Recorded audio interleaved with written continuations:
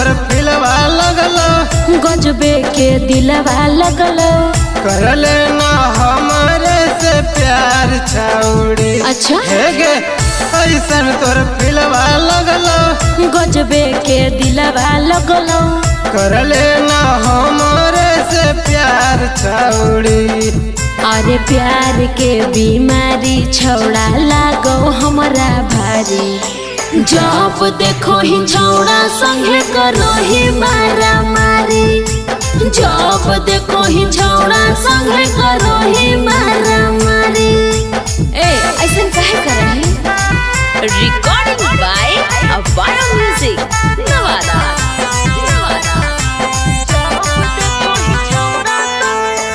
कई बेरी छौड़ी तोरा प्यार में फसैली औगे। अच्छा? दिलवा के दर्द छौड़ी तोरे से बतैली औगे। अच्छा ऐसा बात है। कई बेरी छौड़ी तोरा प्यार में फसैली औगे। ओहो। दिलवा के दर्द छौड़ी तोरे से बतैली आगे छौड़ी। की? कर लेना हमारे से प्यार ले?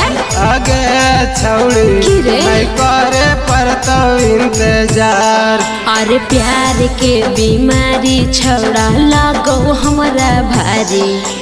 जब देखो ही छौड़ा संगे करो ही मारा मारी। जब देखो ही छौड़ा संगे करो ही मारा मारी।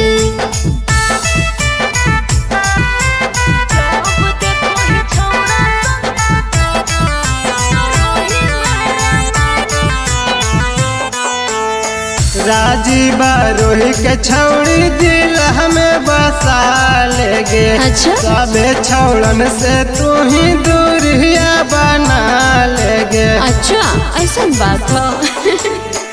राजीव रोही के छौड़ी दिल हमें बसा लेगे। ओहो। सबे छौड़न से तू ही दूरिया बना ले। आगे छौड़ी की रे? बड़ी खुश है गांधी अशोक के पाके। आगे छौड़ी की? कई बेरी मारा हो बाके।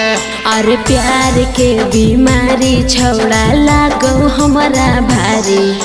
जब देखो ही छौड़ा संगे करो ही मारा मारी।